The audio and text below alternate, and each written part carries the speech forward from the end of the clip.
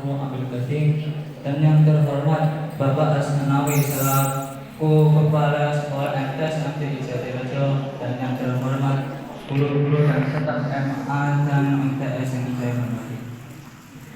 Pertama-tama, marilah kita panjatkan puji syukur kita atas kehadirat Allah Subhanahu wa Ta'ala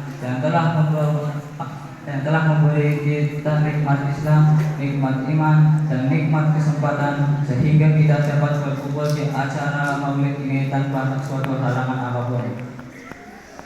Kedua kalinya, sholawat serta salam terus kita curahkan kepada Nabi Muhammad SAW yang telah membawa kita dari zaman kegelapan sampai zaman terang benderang seperti saat ini. Hadirin yang dirahmati Allah Subhanahu wa Ta'ala, seperti yang saya katakan tadi, Rasulullah SAW telah membawa kita dari zaman kegelapan sampai zaman terang benderang seperti saat ini.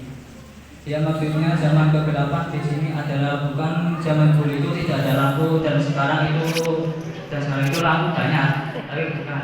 Dan siapa juga sih itu penemu lampu, dan apakah ada hubungannya dengan Rasulullah dan umat Islam? Tidak. Tapi maksud kegelapan di sini adalah zaman kebodohan atau zaman kegelapan. Dan pada saat itu zaman kegelapan pada zaman Rasulullah SAW, mereka umat kafir belum bisa menerima adanya Al-Quran. Hati mereka telah ditutup oleh Allah. Dan coba kita pikirkan lagi di zaman sekarang. Kita Islam itu karena apa? Kita Islam itu karena kita mengikuti ajaran orang tua kita dan mengikuti nenek moyang kita. Dan itu sama juga pada zaman Rasulullah saat umat kafir. Umat kafir itu mereka kafir menyembah berhala itu karena mereka itu mengikuti ajaran nenek moyang mereka. Dan coba kita pikirkan lagi, saat kita di sini tiba-tiba ada orang beda agama, mereka mengajarkan kita bahwa kita itu salah dan mereka itu benar. Begitu juga dengan orang kafir, ya pasti aneh. Ya tapi apakah itu menjadikan Rasulullah SAW menyerah dalam berdakwah? Tidak.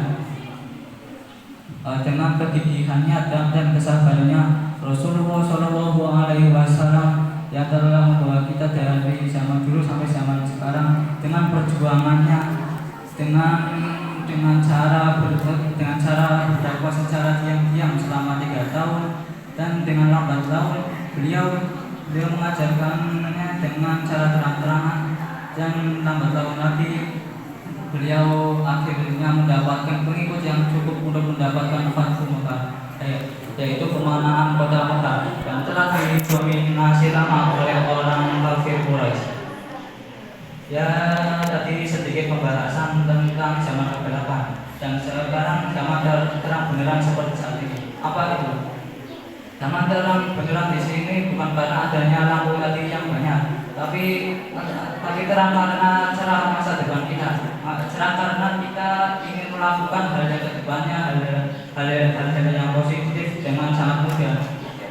Dan coba perbandingan lagi, kita di sini mudah melakukan sholat dan membaca Quran, tapi di zaman dulu saat Umar bin Khattab masih kafir dan merajalela kota Mekah, orang